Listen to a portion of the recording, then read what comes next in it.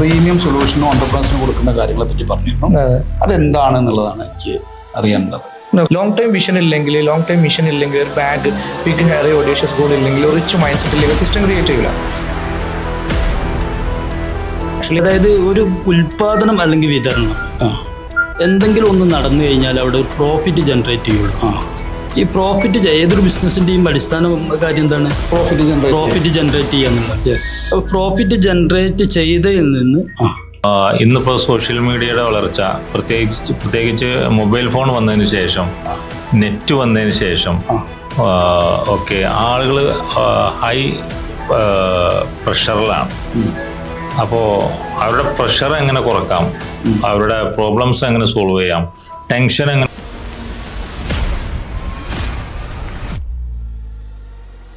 Premium സൊല്യൂഷനും ഓണ്ടർപ്രനേഴ്സിന് കൊടുക്കുന്ന കാര്യങ്ങളെ പറ്റി പറഞ്ഞിരുന്നു. അതെന്താണെന്നുള്ളതാണ് എനിക്ക് അറിയേണ്ടത്. ലോങ് ടൈം വിഷൻ ഇല്ലെങ്കിൽ, ലോങ് ടൈം മിഷൻ ഇല്ലെങ്കിൽ, ഒരു ബാഗ് ബിഗ് ഹെയർ ഓഡിയഷ്യസ് ഗോൾ ഇല്ലെങ്കിൽ, ഒരു റിച്ച് മൈൻഡ് സെറ്റ് ഇല്ലെങ്കിൽ സിസ്റ്റം ക്രിയേറ്റ് ചെയ്യില്ല. അതായത് ഒരു ഉൽപാദനം അല്ലെങ്കിൽ വിതരണം എന്തെങ്കിലും ഒന്ന് നടന്നു കഴിഞ്ഞാൽ അവിടെ ഒരു പ്രോഫിറ്റ് ജനറേറ്റ് ചെയ്യുള്ളൂ. ഈ പ്രോഫിറ്റ് ഏതൊരു ബിസിനസിന്റെയും അടിസ്ഥാന കാര്യം എന്താണ്? പ്രോഫിറ്റ് ജനറേറ്റ് ചെയ്യാന്നുള്ളത്. അപ്പോൾ പ്രോഫിറ്റ് ജനറേറ്റ് ചെയ്തതിൽ നിന്ന് ഇന്നിപ്പോൾ സോഷ്യൽ മീഡിയയുടെ വളർച്ച, പ്രത്യേകിച്ച് മൊബൈൽ ഫോൺ വന്നതിന് ശേഷം, നെറ്റ് വന്നതിന് ശേഷം ഒക്കെ ആളുകൾ ഹൈ പ്രഷറിലാണ്. അപ്പോൾ അവരുടെ പ്രഷർ എങ്ങനെ കുറക്കാം, അവരുടെ പ്രോബ്ലംസ് എങ്ങനെ സോൾവ് ചെയ്യാം, ടെൻഷൻ എങ്ങനെ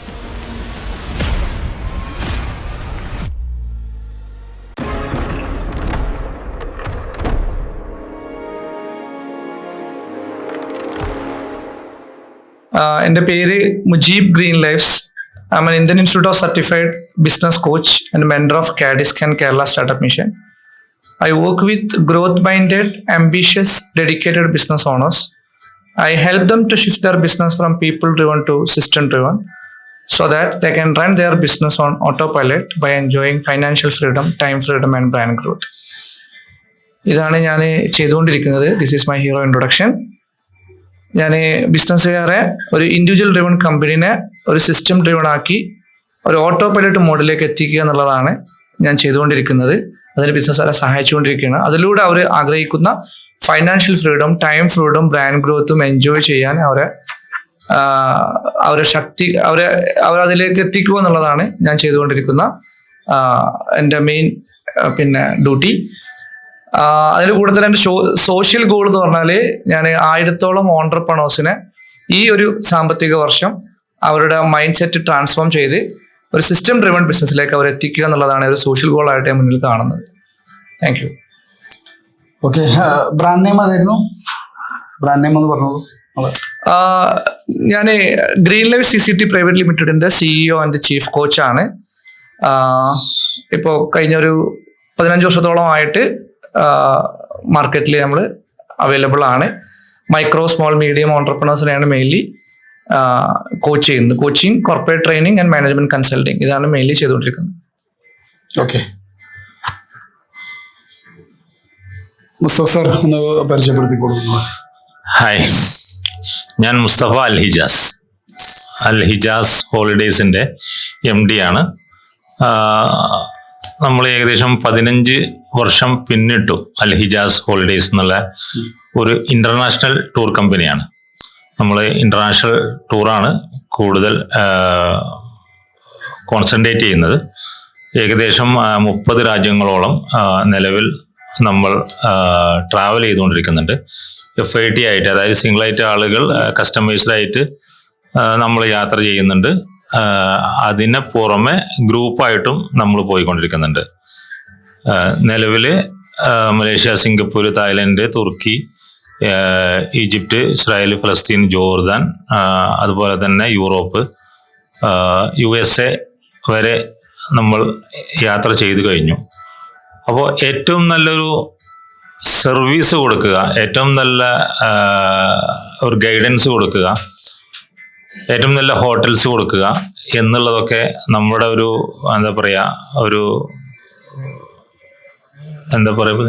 കട്ട് ചെയ്യും.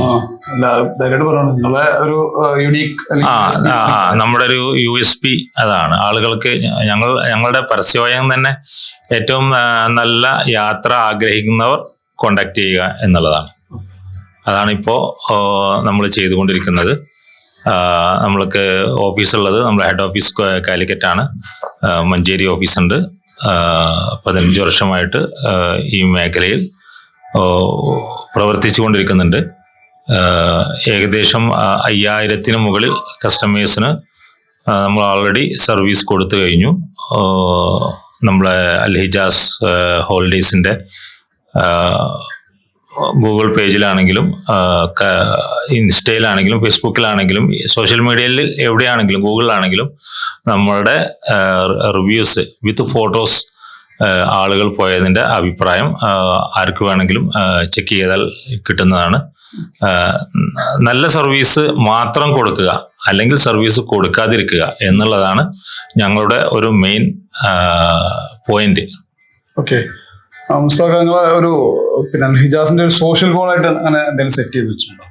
സോഷ്യൽ ഗോൾ എന്നുള്ള നമുക്ക് ഇത്ര ആളുകളെ പിന്നെ ഇത്ര രാജ്യങ്ങളിലേക്ക് എത്തിക്കുക, അങ്ങനെ എന്തെങ്കിലും ഒരു സംവിധാനം നിങ്ങൾ ചെയ്തിട്ടുണ്ടോ? സോഷ്യൽ ഗോൾ എന്ന് പറയുമ്പോൾ നമ്മള് ഇത്ര രാജ്യങ്ങൾ എന്നതിന്റെ അപ്പുറത്ത് രാജ്യം നിങ്ങളെ കാണട്ടെ എന്നുകൂടി നമ്മൾ ഉദ്ദേശിക്കുന്നുണ്ട്. അതെങ്ങനെയാ? ഈ രാജ്യത്ത് പോകുമ്പോഴാണ് ആളുകൾക്ക് പിന്നെ ഒരു അപ്ഡേഷൻ ഉണ്ടാകുന്നത്. ആളുകൾക്ക് അപ്ഡേഷൻ കിട്ടണം എന്നുണ്ടെങ്കിൽ തീർച്ചയായിട്ടും നമ്മൾ നിന്ന പൊസിഷനിൽ നിന്ന് നമ്മൾ ഇന്റർനാഷണലി തന്നെ യാത്ര ചെയ്യണമെന്നില്ല. എങ്ങോട്ടെങ്കിലും ഡെയിലി ഒന്ന് മൂവ് ചെയ്യണം. നമ്മൾ എവിടേക്കെങ്കിലും ഒന്ന് മൂവ് ചെയ്താൽ നമ്മളുടെ ഒരു തോട്ടിന് ഒരു വ്യത്യാസം കാണും. Okay, great. പിന്നെ അൽഹിജാസ് ടൂർസ് ആൻഡ് ട്രാവൽസ്, യാത്രകൾ എന്നുള്ളതിനെ മനുഷ്യനെ മാറ്റിമറിക്കുന്ന വലിയൊരു സംഭവമാണല്ലോ. ലൈഫില് എപ്പോഴും യാത്രകളാണ് പുതിയ പുതിയ അവസരങ്ങളിലേക്ക് വഴിയൊരുക്കുന്നത്. ചെറിയ ഒരു അവസരങ്ങൾ പോലും യാത്രയിലൂടെയാണ്. Welcome welcome welcome Asifji, welcome. അപ്പോ തീർച്ചയായിട്ടും യാത്ര എന്ന് പറയുമ്പോൾ രാവിലെ നമ്മൾ വേക്കപ്പായി നമ്മുടെ പ്രാഥമിക കൃത്യങ്ങൾ കഴിഞ്ഞാൽ ഏകദേശം 90% ആളുകളും യാത്ര ചെയ്യാണ്. ഈ യാത്രയിലൂടെ നമുക്ക് കിട്ടുന്ന ഒരുപാട് അനുഭവങ്ങളുണ്ട്. ഈ അനുഭവങ്ങളാണ് നമ്മളുടെ ജീവിതത്തിൽ നമ്മൾ അപ്ഡേഷൻ ആയിട്ട് വരുന്നത്. യെസ്, യാത്രകൾ നമ്മളെ ഓരോ ആളുകളുടെയും ലൈഫിനെ മാറ്റിമറിക്കുന്ന വലിയൊരു ഘടകമാണ്. നമ്മൾ എന്തൊരു കാര്യം, ഒരു പുതിയ പ്രൊജക്റ്റ് ആണെങ്കിൽ പോലും ഒരു ചെറിയ യാത്രകൾ ആളുകൾ പോകാറുണ്ട്. നമ്മള് ഒരു സെഷൻ ജസ്റ്റ് ഒന്ന് കഴിഞ്ഞു, നമ്മളൊരു മെഡിറ്റേഷൻ ഉണ്ടായിരുന്നു. അത് കഴിഞ്ഞു നമ്മളൊരു ഹീറോ ടോക്ക് നമ്മളത് പരിചയപ്പെടുത്താൻ വേണ്ടിയിട്ടുള്ള ഒരു സെഷനാണ്. നമ്മൾ പൊതുവെ ഇതിനകത്ത് 6 പേരൊക്കെയാണ് ഉണ്ടാവുക നമ്മുടെ ഈ ഒരു ടോക്ക് ഷോയിൽ. അപ്പോൾ 6 പേരും പരസ്പരം പരിചയം ഉണ്ടാവില്ല. ഇതിപ്പോൾ നമ്മൾ കഴിഞ്ഞ ആഴ്ച നമ്മൾ കഴിഞ്ഞ ആഴ്ച ടോക്ക് 10 ആയിരുന്നു. ഇപ്പോൾ ഈ ആഴ്ച നമ്മൾ ഐഡിയ ഫാക്ടറിന്റെ അവൈലബിൾ ആളുകളെ വിളിച്ചിട്ട് ചെയ്യുന്നതായതുകൊണ്ട് നിങ്ങൾ പരസ്പരം പരിചയം ഉണ്ടാവും. പക്ഷെ എന്നാലും ഒന്ന് ഒരു ഹീറോ ടോക്കിൽ ഇത്രയും കാര്യങ്ങളാണ് നമ്മൾ പറയേണ്ടതായിട്ട് വരുന്നത്. നമ്മുടെ പേര്, designation, brand name, social goal ഒന്ന് നെട്ടിപ്പരത്തിയാൽ നെട്ടിച്ചുരുക്കി പറയാം. ഓക്കെ, ഒന്ന് പറഞ്ഞോളൂ. താങ്ക് യു ജഫർ മാഷ്. പേര് ഹാസിബ് എന്നാണ്. മഞ്ചേരി തന്നെയാണ്. മഞ്ചേരി VIP റോട്ടിലായിരുന്നു ഇതുവരെ താമസിച്ചിരുന്നത്. ഇപ്പം റീസെൻ്റ്ലി പട്ടർക്കുളം താമസിക്കുന്നു. ബിബ്ജിയോർ എന്ന് പറഞ്ഞൊരു ബ്രാൻഡ് ഉണ്ട്. അതൊരു എത്തിക്കൽ ഫിനാൻസ് സ്ഥാപനമാണ്. അതുപോലെ എക്സിക്യൂട്ടീവ് ഇൻ്റർഡക്ക് എന്ന് പറഞ്ഞിട്ടൊരു ഇൻറ്റീരിയർ സപ്പോർട്ട് ചെയ്യുന്ന ഒരു സംവിധാനമുണ്ട്. Curtain, sofa, blinds. ബിബ്ജിയോറിൻ്റെ കീഴിൽ തന്നെ ഒരു 7ഓളം കമ്പനികൾ നമ്മൾ എന്ത് ചെയ്യുന്നുണ്ട്, ലീഡ് ചെയ്യുന്നുണ്ട്. വേസ്റ്റ് മാനേജ്മെൻ്റ് ആയിട്ട്. അതുപോലെ ഒരു ക്രാബ് എക്സ്പോർട്ട് ഉണ്ട്. ഈ എത്തിക്കൽ ഫിനാൻസ് സ്ഥാപനം തന്നെ 7ഓളം 5 ബ്രാഞ്ചുകളുണ്ട്. കുട്ടലങ്ങാടി, അതുപോലെ എടവണ്ണ, വണ്ടൂർ, ഇങ്ങനെ പല സ്ഥലങ്ങളിലായിട്ട്. ഇപ്പോൾ ഒരു പുതിയ പ്ലാൻ എന്ന് പറഞ്ഞാൽ ഈ എത്തിക്കൽ ഫിനാൻസ് സ്ഥാപനത്തിൽ തന്നെ ഒരു multi state cooperative society, Asra credit cooperative society, ഒരുപക്ഷെ ഇന്ത്യയിൽ തന്നെ ആദ്യത്തെ digital multi state cooperative society ആക്കി മാറ്റാനുള്ള ശ്രമത്തിലാണ് നിങ്ങൾ. പിന്നെ അതുപോലെ പാലിയേറ്റീവ് കെയർ, അതുപോലെ ഉള്ള കുറച്ച് സാമൂഹിക പ്രവർത്തനങ്ങളിലും സജീവമാണ്. ചുരുക്കി പറഞ്ഞാൽ ഇതൊക്കെയാണ്. ഓക്കെ, പറയാനാണെങ്കിൽ ഒരുപാടുണ്ട്. ഗ്രേറ്റ്. ഓക്കെ. നമ്മളൊരു ഹീറോ ടോക്ക് ജസ്റ്റ് ഒന്ന് പരിചയപ്പെടുത്തുക. ഓരോ ആളുകൾക്ക് ഏകദേശം 1.5 മിനിറ്റ് സമയം കിട്ടുന്ന ഒരു പരിചയപ്പെടുത്തൽ അവസരമാണ്. എൻ്റെ സമയമാണെങ്കിൽ ഓടിക്കൊണ്ടിരിക്കുന്നത്. മൊത്തം നമ്മൾ ടോക്ക് ഷോന്റെ ടൈം അവിടെ നോക്കി അറിയാം എത്ര സമയമാണ് നമുക്ക് ബാക്കിയുള്ളത്. കൃത്യം 2 മണിക്കൂർ കൊണ്ട് അവസാനിക്കുന്ന ഒരു ടോക്ക് ഷോയാണത്. അപ്പോൾ നമുക്ക് ടൈം കൺട്രോൾ ചെയ്യാൻ പറ്റില്ല, ഇതനുസരിച്ചേ പോകാൻ പറ്റുള്ളൂ. Very good. അപ്പോൾ ആ 10 മിനിറ്റ് സമയത്തിനുള്ളിൽ നമ്മൾ എല്ലാവരും സ്വയം ജസ്റ്റ് ഒന്ന് പരിചയപ്പെടുത്തുന്നുള്ളതാണ്. ഇനി വരുന്നത് 3 സെഷനുകളാണ്. നമുക്ക് പ്രധാനമായിട്ടും 3 സെഷനുകളാണ്. അതിൽ ഒരു സെഷനിൽ നമ്മൾ കൊടുക്കുന്ന സൊല്യൂഷൻ എന്താണ്, നമുക്ക് 20 മിനിറ്റ് സമയമാണ് മൊത്തത്തിൽ ഉണ്ടാവുക. അപ്പം അതിനനുസരിച്ച് നമുക്ക് എന്ത് ചെയ്യാം, ഇത്തരം കാര്യങ്ങൾ നിങ്ങൾക്ക് പറയാനുള്ള പോയിന്റുകൾ കിട്ടാൻ വേണ്ടിയിട്ടാണ് കുറച്ച് സൂചനകൾ അതിൽ തന്നിട്ടുള്ളത്. ഒന്ന്, what is the major problem you are solving എന്നുള്ളതാണ്. എന്തോ ഒരു പ്രശ്നത്തിന് നിങ്ങൾ സോൾവ് ചെയ്യുന്നത്, അത് എന്താണെന്നുള്ളതാണ്. Who are the people you are solving it for, ഏത് ആളുകൾക്ക് വേണ്ടിയിട്ടാണ് നിങ്ങളത് സോൾവ് ചെയ്യുന്നത് എന്നുള്ളതാണ്. വാട്ട് ഈസ് യുവർ സൊല്യൂഷൻ, നിങ്ങളുടെ റിയൽ സൊല്യൂഷൻ എന്താണ്. How it is different from others, ഇതേ രീതിയിൽ തന്നെ ഈ സൊല്യൂഷൻ ഡീൽ ചെയ്യുന്ന അല്ലെങ്കിൽ ഈ പ്രശ്നത്തിനെ അഡ്രസ്സ് ചെയ്യുന്ന ആളുകളും നിങ്ങളും തമ്മിലുള്ള വ്യത്യാസം എന്താണ്. അതേപോലെ തന്നെ what result have you achieved so far, നിങ്ങൾ ഇത്രയും കാലത്തിനിടയ്ക്ക് ഈ സൊല്യൂഷൻ കൊടുത്തപ്പം നിങ്ങൾ അച്ചീവ് ചെയ്ത നേട്ടം എന്താണ്. പിന്നെ what is your 3 year goal. ഇതിൽ ഒതുങ്ങി നിന്നുകൊണ്ട് നിങ്ങൾക്ക് ഒരു ഐഡിയ കിട്ടാൻ വേണ്ടിയിട്ടാണ് പോയിന്റുകൾ പറഞ്ഞത്. അപ്പൊ നമുക്ക് തുടങ്ങാമല്ലോ അല്ലേ? തീർച്ചയായും. എനിക്ക് തോന്നുന്നു ആസിഫ് ജിയിൽ നിന്ന് തുടങ്ങാണ് നന്നാവാൻ തോന്നുന്നുണ്ട്. ആസിഫ് ജി, നിങ്ങൾ എന്ത് സൊല്യൂഷൻ, നിങ്ങൾ എന്ത് പ്രോബ്ലത്തിനെയാണ് അഡ്രസ് ചെയ്തുകൊണ്ടിരിക്കുന്നത്? ആളുകൾ എന്ത് പ്രശ്നത്തിനെ എടുത്തിട്ടാണ് നിങ്ങൾ കൈകാര്യം ചെയ്യുന്നത്? അല്ലെങ്കിൽ നിങ്ങളുടെ അടുത്തേക്ക് ഒരാൾ വരുന്നത് എന്ത് പ്രതീക്ഷിച്ചിട്ടാണ്? ആളുകളെ സാമ്പത്തിക സ്വാതന്ത്ര്യത്തിന് അഡ്രസ് ചെയ്യാന്ന് വേണമെങ്കിൽ പറയാം. വലിയൊരു പ്രശ്നമാണ്, വലിയൊരു പ്രശ്നമാണ്. അതിൽ ഒരുപക്ഷെ പലിശ അതൊരു വലിയൊരു പ്രശ്നമായിട്ട് നിലനിൽക്കുന്നു. അത് വർഷങ്ങളല്ല കാലങ്ങളായിട്ട് അങ്ങനെ തന്നെയാണ്. അതിന് ഒരു പരിഹാരം നിലവിലുണ്ട്. പക്ഷെ മുതലാളിത്ത സംസ്കാരത്തിന് അനുകൂലിക്കുന്ന തരത്തിലുള്ള സിസ്റ്റമാണ് ഈ ഒരു ബാങ്കിങ് സിസ്റ്റത്തിൽ പൊതുവെ കാണുന്നത്, ഉണ്ടാക്കി കൊണ്ടുവന്നിട്ടുള്ളത്. അവർക്ക് അത് സസ്റ്റെയിൻ ചെയ്യണമെന്നുണ്ടെങ്കിൽ ആ രീതിയിൽ തന്നെ വേണം. ലോക ബാങ്കും അങ്ങ് തുടങ്ങിയിട്ട് പിന്നെ എല്ലായിടത്തും ഈ ഒരു സിസ്റ്റം തന്നെയാണ് സജീവമായിട്ട് നിലനിൽക്കുന്നത്. ഓക്കെ, അങ്ങനെയാണെങ്കിൽ നിങ്ങളെ പ്രധാനമായിട്ടും നിങ്ങളൊരു ഐഡിയൽ കസ്റ്റമർ, ഇന്നൊരാൾക്കാണെങ്കിൽ എനിക്ക് വൃത്തിയായിട്ട് സൊല്യൂഷൻ കൊടുക്കാൻ കഴിയും എന്ന് നിങ്ങൾക്ക് തോന്നുന്ന ആളുകൾ ആരാണ്? അതായത് നിങ്ങൾ ഐഡിയൽ കസ്റ്റമർ ആരാണ്? ശരിക്കും ഓൺട്രപ്രണേഴ്സ് ആണ്, അതേപോലെ ബിസിനസ്സുകാരാണ്. അതെ. എന്തുകൊണ്ടാണ് അങ്ങനെ പറയാൻ കാരണം? നമ്മൾ പാർട്ടിസിപ്പേറ്ററി ഫിനാൻസ് എന്നുള്ള ഒരു മോഡലാണ് നമ്മളിത് ചെയ്തുകൊണ്ടിരിക്കുന്നത്. പാർട്ടിസിപ്പേറ്ററി ഫിനാൻസ് എന്ന് പറഞ്ഞാൽ അതായത് ഒരു ഉദാഹരണം പറയുകയാണെങ്കിൽ ഫിനാൻസ് അവിടെ ജനറേറ്റ് ചെയ്യപ്പെടണം, അതാണോ? തീർച്ചയായിട്ടും. അതായത് ഡെഡ് മണി ആവാൻ പാടില്ല അല്ലേ? അതെ, അതായത് ഒരു ഉൽപാദനം അല്ലെങ്കിൽ വിതരണം എന്തെങ്കിലും ഒന്ന് നടന്നു കഴിഞ്ഞാൽ അവിടെ ഒരു പ്രോഫിറ്റ് ജനറേറ്റ് ചെയ്യുള്ളൂ. ഈ പ്രോഫിറ്റ് ഏതൊരു ബിസിനസിന്റെയും അടിസ്ഥാന കാര്യം എന്താണ്? പ്രോഫിറ്റ് ജനറേറ്റ് ചെയ്യുക എന്നുള്ളതാണ്. അപ്പോൾ പ്രോഫിറ്റ് ജനറേറ്റ് ചെയ്തതിൽ നിന്ന് ചെയ്യാൻ വേണ്ട സപ്പോർട്ടുകൾ കൊടുക്കുകയും അതോടൊപ്പം തന്നെ എന്ത് ചെയ്യുക, ആ ഒരു കോൺട്രിബ്യൂഷൻ ആരാണോ മുടക്കുന്നത് അവർക്ക് വാങ്ങി കൊടുക്കുക എന്നുള്ളതാണ്. ശരി. അപ്പം അവരിലെ അത്തരം ആളുകളുടെ ഫിനാൻഷ്യൽ പ്രശ്നങ്ങളെ ഒരു പരിധി വരെ പരിഹരിക്കാനുള്ള സംവിധാനം പലിശ പോലെയുള്ള ആ ഒരു ഇൻസ്റ്റിറ്റ്യൂഷനെ മാറ്റി നിർത്തിക്കൊണ്ട് ചെയ്യാൻ പറ്റും. ഓക്കെ, ഇനി അങ്ങനെ പറയുകയാണെങ്കിൽ ഏത് രീതിയിലാണ് നിങ്ങൾ ആ സൊല്യൂഷൻ ആളുകൾക്ക് കൊടുക്കുക? അപ്പൊ നിങ്ങൾ പറഞ്ഞത് ഒരു പ്രശ്നത്തിന് അഡ്രസ് ചെയ്യുന്നുള്ള പറഞ്ഞത്. അപ്പൊ ഒരു ഓൺട്രപ്രണർ നിങ്ങളുടെ അടുത്തേക്ക് വന്നാൽ അത് ഒരു സൊല്യൂഷൻ എന്നുള്ള രൂപത്തിൽ എങ്ങനെയാണ് നിങ്ങൾ കൊടുക്കുന്നത്? ഏത് രീതിയിലുള്ള പ്രൊഡക്റ്റുകളായിട്ടാണ് നിങ്ങൾ കൊടുക്കുന്നത്? പല രീതിയിലുള്ള പ്രൊഡക്റ്റുകൾ ഉണ്ട്. ഇപ്പോൾ ഒരു ഉദാഹരണം പറയുകയാണെങ്കിൽ നമ്മൾ ഒരു വീട് ഒരാൾക്ക് ഒരു ബേസിക് നീഡാണല്ലോ. പലപ്പോഴും വാടകയ്ക്ക് താമസിച്ച് പോകുന്ന ഒരാൾക്ക് ആ വാടക കൊടുത്തുകൊണ്ട് തന്നെ അതേ വാടക വരുള്ളൂ. ആ വാടക കൊടുത്തുകൊണ്ട് തന്നെ അയാളുടെ സ്വന്തമാക്കാനുള്ള താമസിക്കാൻ പറ്റുന്ന അവസരം ഉണ്ടാക്കി കൊടുക്കുക എന്നുള്ളത്. പക്ഷെ അവിടെ പണം ജനറേറ്റ് ചെയ്യപ്പെടുന്നില്ല. ചിലത് ബേസിക് നീഡുകൾ ഉണ്ടാവും, അതും നമ്മൾ അഡ്രസ് ചെയ്യുന്നുണ്ട്. ഓൺട്രപ്രണേഴ്സിനെ സംബന്ധിച്ച് പറയുകയാണെങ്കിൽ ഒരു എക്സാമ്പിൾ എന്താണ്? ഓൺട്രപ്രണേഴ്സ് ഇപ്പോൾ ഒരു പുതിയതായിട്ടൊരു ബിസിനസ് തുടങ്ങാൻ നിൽക്കുന്ന ഒരാളെ സംബന്ധിച്ച് പലപ്പോഴും നമ്മൾ പുതിയ ബിസിനസ്സുകാരെ അത്ര കണ്ട് അഡ്രസ്സ് ചെയ്യുന്നില്ല. കാരണം അവർക്കൊരു ഫിനാൻഷ്യൽ സ്റ്റേറ്റ്മെന്റ് ഉണ്ടാവില്ല, അവർക്കൊരു ഹിസ്റ്ററി ഉണ്ടാവില്ല. അപ്പൊ ഹിസ്റ്ററി ഉള്ള ആളുകളെയാണ് മിക്കവാറും നമ്മൾ എന്ത് ചെയ്യുക, ആദ്യഘട്ടത്തിൽ പരിഗണിക്കുന്നുള്ളൂ. അപ്പോൾ അവർക്ക് കഴിഞ്ഞൊരു 3 വർഷത്തെ ബാലൻസ് ഷീറ്റും ഫിനാൻസ് സ്റ്റേറ്റ്മെന്റും എല്ലാം ഉണ്ടാവും. അപ്പോൾ അത് വെച്ചിട്ട് നമുക്ക് എന്ത് ചെയ്യാൻ അനലൈസ് ചെയ്യാൻ പറ്റും. ശരി, ഓക്കെ. ഇതേ രീതിയിൽ ചെയ്യുന്ന വേറെ സംവിധാനം ഉണ്ടോ എന്ന് എനിക്കറിയില്ല. ഉണ്ടെങ്കിൽ തന്നെ നിങ്ങൾ അതിൽ നിന്നും വ്യത്യസ്തമാവുന്നത് എങ്ങനെയാണെന്ന് ചോദിച്ചാൽ എന്താ പറയുക? ഒരുപാട് ആളുകൾ ഇതേപോലെ ഫിനാൻസ് പ്രൊവൈഡ് ചെയ്യുന്നുണ്ട്. പക്ഷെ നിങ്ങളുടെ അടുത്ത് ഒരു ഓൺടർപ്രണർ വന്നാൽ അയാൾക്ക് നിങ്ങൾ കൊടുക്കുന്ന ഒരു എക്സ്ട്രാ ബെനിഫിറ്റ് എന്താണ്, അല്ലെങ്കിൽ അയാൾക്കുള്ള നേട്ടം എന്താണ്?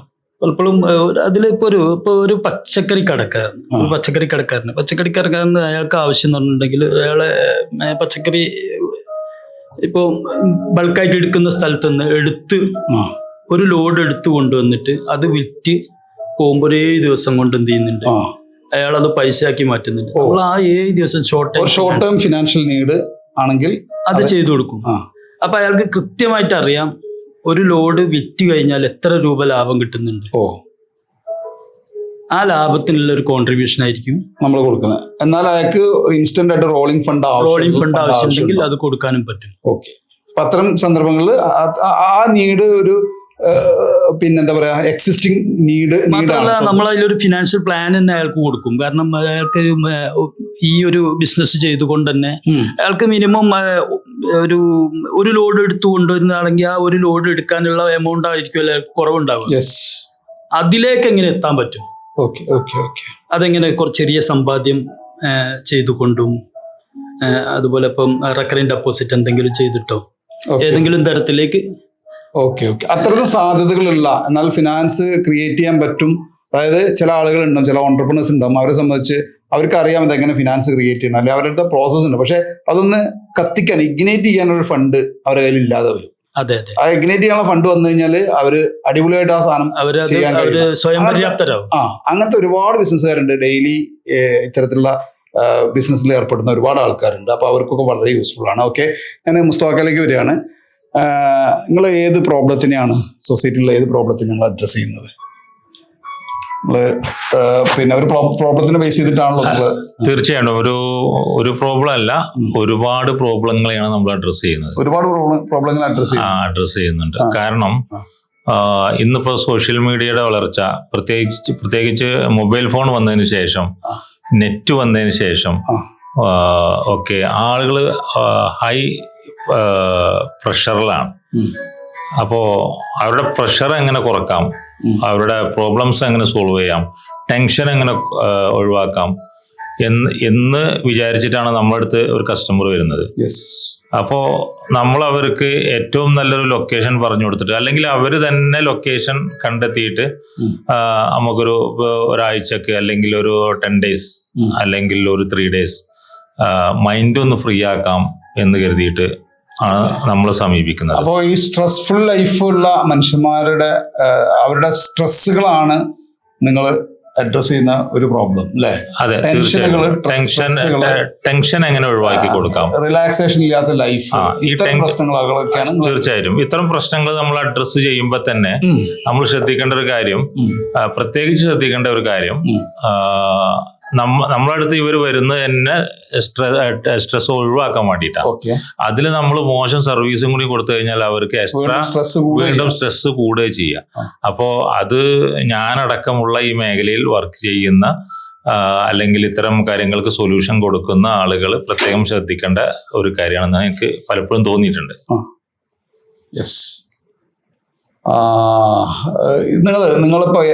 ഞാനിതിൽ ഒരു കാര്യം പറയാം. നമ്മള് മുമ്പേ പറഞ്ഞിരുന്ന ഒരു കാര്യം,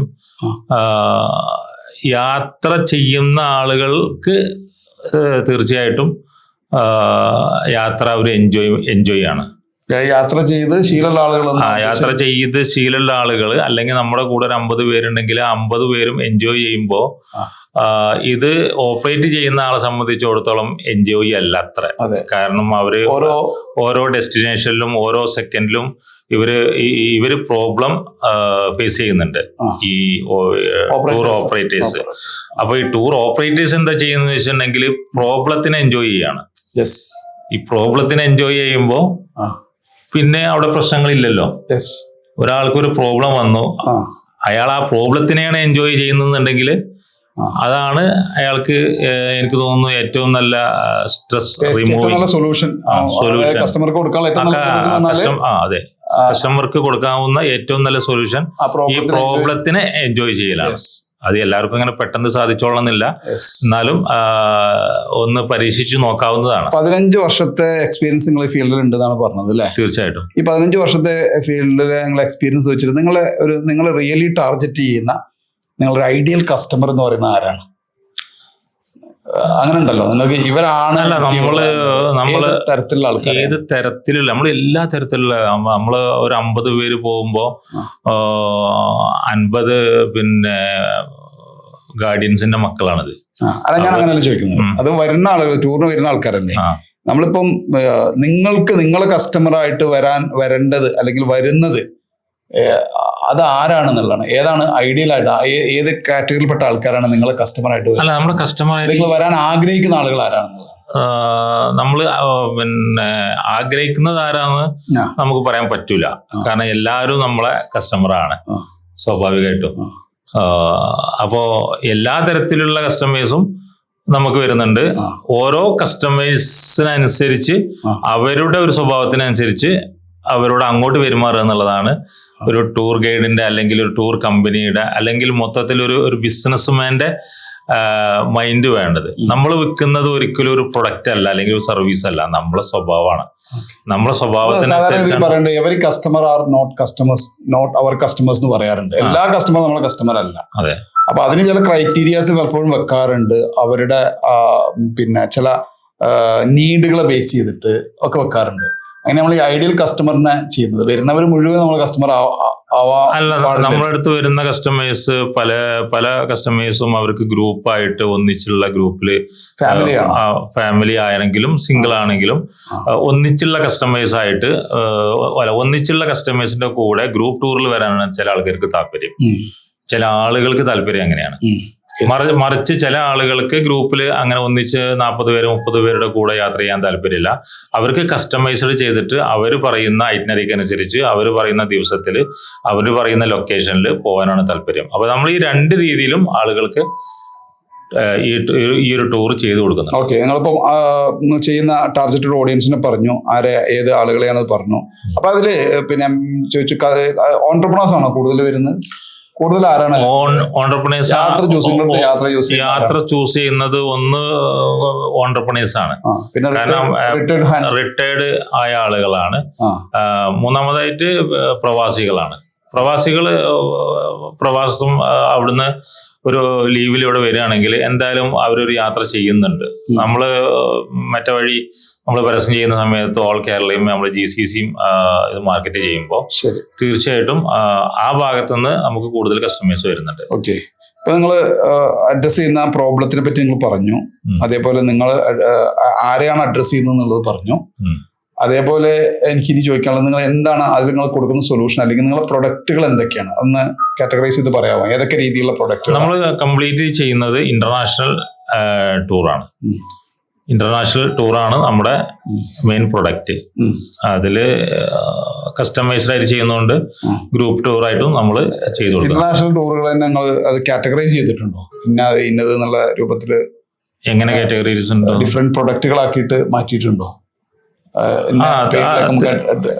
തീർച്ചയായിട്ടും. നമ്മളത് പിന്നെ ഒരേ ലൊക്കേഷനിൽ തന്നെ ഒരേ കൺട്രി തന്നെ 4 ദിവസം പോകുന്നുണ്ട്, 7 ദിവസം പോകുന്നുണ്ട്, 10 ദിവസം പോകുന്നുണ്ട്.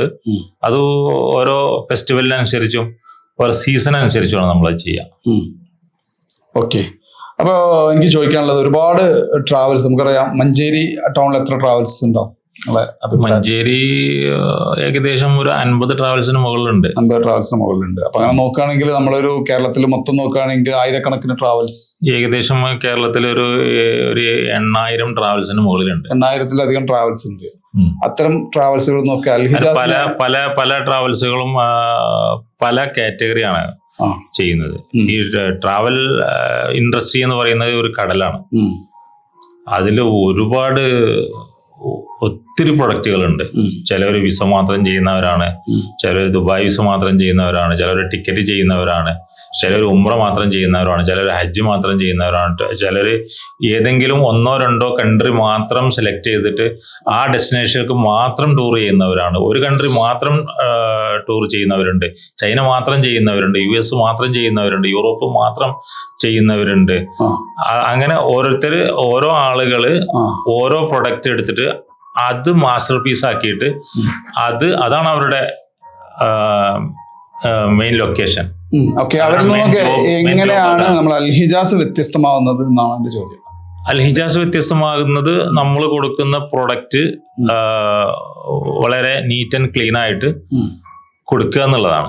കസ്റ്റമർക്ക് ബോറടിക്കാത്ത രീതിയിൽ കസ്റ്റമർ വീണ്ടും നമ്മുടെ അടുത്തേക്ക് വരാവുന്ന രീതിയിൽ ഉള്ള ഒരു സർവീസ് നമ്മൾ അവർക്ക് കൊടുക്കുക എന്നുള്ളതാണ്.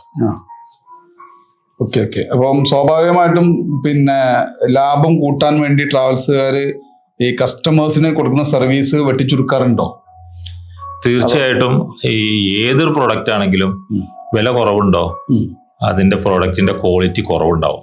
ഓക്കെ. അപ്പൊ അൽഹിജാസിന്റെ പ്രൊഡക്റ്റുകളിൽ കൊടുക്കുന്ന സൊല്യൂഷനൊക്കെ വില കൂടുതലാണ്. ആരെങ്കിലും വില കുറച്ച് ചോദിക്കുകയാണെങ്കിൽ നമ്മൾ അവരോട് പറയും ഇത് 4 സ്റ്റാർ ഹോട്ടൽ അല്ല, അത് 3 സ്റ്റാർ ആണ്, അല്ലെങ്കിൽ ഇത് 5 സ്റ്റാർ ഹോട്ടൽ അല്ല, അത് 4 സ്റ്റാർ ഹോട്ടലാണ്, അല്ലെങ്കിൽ 3 സ്റ്റാർ ഹോട്ടലാണ്. ഇതിന്റെ ഫുഡിൽ ഇത്രയും മെനു കാണുള്ളൂ, ഇതിൽ ഇത്രയും ഐറ്റിനറിയിൽ ഇത്രയും ലൊക്കേഷനുകൾ കുറവുണ്ടാവും, അല്ലെങ്കിൽ ഇന്ന ലൊക്കേഷനിൽ ഇന്ന കാറ്റഗറിയിൽ ഇതിന്റെ എൻട്രി ടിക്കറ്റ് കുറവായിരിക്കും അവരെ നമ്മൾ മുൻകൂട്ടി പറയും. ഓക്കെ. അവരവിടെ ചെന്നതിന് ശേഷം നമുക്ക് കോൾ ചെയ്തിട്ട് ഇത് അതിലില്ലല്ലോ, ഇത് അങ്ങനെയാണല്ലോ, ഇതിങ്ങനെയാണല്ലോ എന്ന് പറയാനുള്ള ഒരു അവസരം നമ്മൾ കൊടുക്കില്ല. അത് മുൻകൂട്ടി നമ്മൾ പറയും. Okay okay okay. ഇനി ഇതിൽ നിങ്ങൾ പിന്നെ അച്ചീവ് ചെയ്ത റിസൾട്ടിനെ പറ്റി പറയണേ. നിങ്ങൾ ഇതേപോലെ ഒരുപാട് ടൂറുകൾ സംഘടിപ്പിച്ചിട്ടുണ്ടാവും. അപ്പൊ അതില് കസ്റ്റമറുടെ റെസ്പോൺസ് ഏത് രീതിയിലുള്ളതൊക്കെ ആയിരുന്നു? അവര് എന്താണ് പറയുന്നത്? അവരുടെ ഒരു റെസ്പോൺസ് എന്തായിരുന്നു? അതിൽ നിങ്ങൾ മനസ്സിലാക്കിയ ഏറ്റവും വലിയ പ്രധാന കാര്യം എന്താണ്?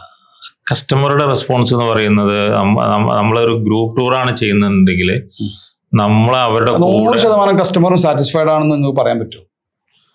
100% കസ്റ്റമൈസറും പറഞ്ഞാല് ഇതില് ഒരു ടൂറ് നമ്മൾ നടത്തി കംപ്ലീറ്റ് കഴിയുമ്പോൾ ഒരു 95% മാക്സിമം നമുക്കത് സാറ്റിസ്ഫാക്ഷൻ വരുത്താൻ പറ്റുള്ളൂ.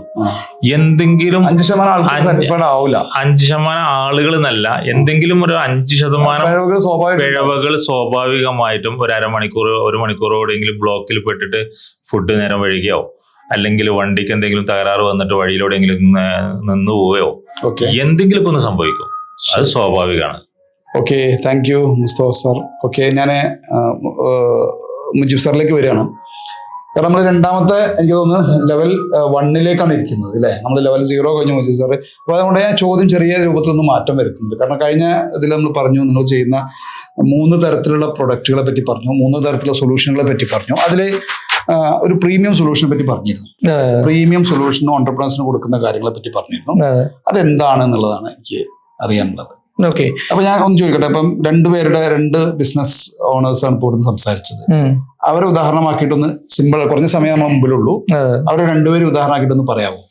ഇവരെ തന്നെയല്ല, ഇവരെ പോലെയുള്ള കമ്പനികളെ. ഞാൻ കഴിഞ്ഞ ടോക്കിൽ പറഞ്ഞിരുന്നു, ഒരു ബിസിനസ് എന്ന് പറഞ്ഞാല് 6 ഗിയറുള്ളൊരു വണ്ടിനോട് നമുക്ക് ഉപമിക്കാൻ പറ്റും. അതിൽ ഒരു 90% ബിസിനസ്സുകാരും ഫസ്റ്റ് ഗിയറിലോ സെക്കൻഡ് ഗിയറിലോ തേർഡ് ഗിയറിലോ ആണ് ഉള്ളത്. ഫസ്റ്റ് ഗിയറിലും സെക്കൻഡ് ഗിയറിലും ഉള്ള ആൾക്കാർ ഒരു 5 വർഷത്തിനുള്ളിൽ തന്നെ ക്ലോസ് ചെയ്ത് പോകും, ഷട്ടർ ക്ലോസ് ചെയ്യും, അവർക്ക് അതിജീവിക്കാൻ കഴിയൂല. പക്ഷെ മഹാഭൂരിപക്ഷം ബിസിനസ്സുകാരും തേർഡ് ഗിയറിൽ നിന്ന് അങ്ങോട്ട് എന്ത് ചെയ്യൂല, അവർക്ക് ചക്രവ്യൂഹം ഭേദിക്കാൻ പറ്റില്ല, അവർ ട്രാപ്പിൽ കുടുങ്ങി പോവാണ്. കാരണം അവർക്ക് പ്രോഫിറ്റബിലിറ്റി ഉണ്ടാവും, പക്ഷെ അവർക്ക് എന്തുണ്ടാവില്ല, അവർക്ക് പിന്നെ ഫൈനാൻഷ്യൽ ഫ്രീഡം വേണ്ട രീതിയിൽ കിട്ടുന്നുണ്ടാവില്ല. കാരണം അവർ വർക്ക് ചെയ്താൽ മാത്രമേ കിട്ടുള്ളൂ. പാസീവ് ഇൻകം ഉണ്ടാവില്ല, വിച്ച് മീൻസ് അവർക്ക് സിസ്റ്റം ഉണ്ടാവില്ല. അതുകൊണ്ട് തന്നെ അവർക്ക് എന്തുണ്ടാവില്ല, ടൈം ഫ്രീഡം എൻജോയ് ചെയ്യാൻ പറ്റില്ല. അവർ തന്നെ ആയിരിക്കും അവരുടെ കമ്പനിയിൽ മുതലാളി, നിർഭാഗ്യവശാൽ അവർ തന്നെ ആയിരിക്കും തൊഴിലാളി എന്ന് പറഞ്ഞാൽ സ്റ്റാഫുകളൊക്കെ ഉണ്ടാവും. പക്ഷെ എല്ലാ പണിയും ഇവരെന്നെ കൈവച്ചാൽ മാത്രമേ എന്തേ ഉള്ളൂ, ആ വണ്ടി ഓടണമെന്നുണ്ടെങ്കിൽ ഇവരെ ഡിപ്പെൻഡ് ചെയ്തിട്ടേക്കാണ് ആ വണ്ടി ഓടുക. അപ്പോൾ മാർക്കറ്റിങ്ങും സെയിൽസും ഓപ്പറേഷൻസും HR research and development accounts ഒക്കെ ഇവരെന്നെ നോക്കണം. ഇവർക്ക് ഇപ്പൊ നേരത്തെ മുസ്തഫ സാറൊക്കെ കൂടെ ഒക്കെ ഒരു ടൂർ പോകണേ 40 ദിവസം ഹജ്ജിന് പോകാൻ പറ്റാത്ത അവസ്ഥയാണ്. കാരണം ഒന്നേ ബിസിനസ് ഡൗൺ ആയി ഉണ്ടാവും. അപ്പൊ സിസ്റ്റം ഇല്ല എന്നുള്ളതാണ് ഇവർ ഫേസ് ചെയ്യുന്ന ഏറ്റവും വലിയ പ്രശ്നം.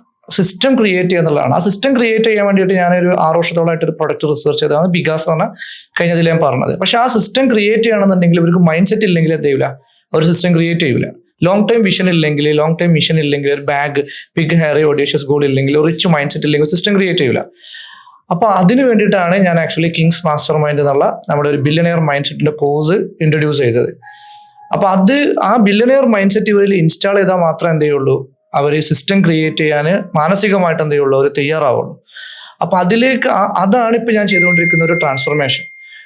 അത് ഇപ്പോ 5th സ്റ്റേജിലും 6th സ്റ്റേജിലും എത്തിയ ഓണ്ടർപ്രണേഴ്സ് ഉണ്ട്. അവർ ഓൾറെഡി എന്താ വെച്ചാൽ ആ rich mind set, billionaire mind set ഉള്ള ആളുകളാണ് ആക്ച്വലി എന്ത് ചെയ്യുന്നത്, അവർ ഈ ലോങ് ടൈമിലേക്ക്. ഇപ്പോൾ ഞാൻ റോയൽ ട്രെയിൻ മുജീബ് റഹ്മാൻ സാറായിട്ട് കഴിഞ്ഞ ദിവസം പുള്ളി നമ്മൾ മീറ്റപ്പ് കഴിഞ്ഞിട്ട് ഒരു 1.5 മണിക്കൂർ യാത്രയിൽ സംസാരിച്ചു. അപ്പോൾ അവരൊക്കെ 2031 ആ ഒരു സമയത്തേക്കുള്ള വിഷനിൽ വേണ്ടിയിട്ടാണ് ഒരു 10-15 കൊല്ലമായിട്ട് വർക്ക് ചെയ്തുകൊണ്ടിരിക്കുന്നത്. അവർ ചെയ്യുന്ന ഓരോ കാര്യങ്ങൾ, അവരുടെ ബ്രാൻഡ് അംബാസഡർ റോയ് ആവട്ടെ, അവർ ടെക്നോളജി ഇംപ്ലിമെന്റേഷൻ ആവട്ടെ, ERP സോഫ്റ്റ് എന്താ മുമ്പ് പറഞ്ഞു, അതിന് 5 കോടിയായിട്ടാണ് ഇൻവെസ്റ്റ് ചെയ്യണമെന്ന് പറഞ്ഞത്. അത് ഒരിക്കലും എന്തല്ല, ഇന്നത് ശരിക്കും ലോസ് ആണ് അവർ HR ഇൻവെസ്റ്റ് ചെയ്യുന്നത്. അത് ആ വിഷൻ ഉള്ളതുകൊണ്ടാണ്.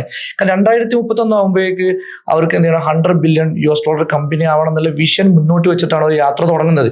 ഇങ്ങനെ ഒരു 10 വർഷത്തെ പ്ലാനോ, ഒരു 5 വർഷത്തെ മാസ്റ്റർ പ്ലാനോ, ഒരു 3 ഇയർ കോൺക്രീറ്റ് പ്ലാനോ ഓണ്ടർപ്രണേഴ്സിന് ഇല്ല. ഈവൻ 1 ഇയർ പ്ലാൻ പോലും ഇല്ല. മന്ത് ടു മന്ത് പ്ലാനാണ്. ഈ ഓഗസ്റ്റ് 31 ആകുമ്പോൾ തന്നെ എങ്ങനെ റെന്റ് കൊടുക്കണം, എങ്ങനെ സ്റ്റാഫിന് ശമ്പളം കൊടുക്കണം, എങ്ങനെ ഇത് ടാലി ചെയ്യണം എന്നുള്ള ആ ഒരു വല്ലാത്തൊരു അവസ്ഥയിലാണ് അവരുള്ളത്.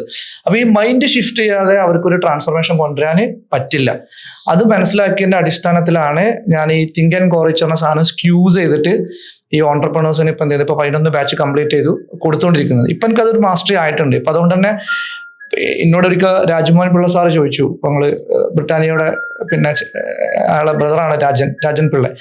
പുള്ളിനെ ഒരിക്കൽ ഞാൻ 7 മണിക്കൂറോളം പുള്ളിയുടെ വീട്ടിൽ നിന്ന് സംസാരിച്ചു. Why don't you stick with micro small, why don't you go to premium എന്ന് ചോദിച്ചിട്ടുണ്ട്.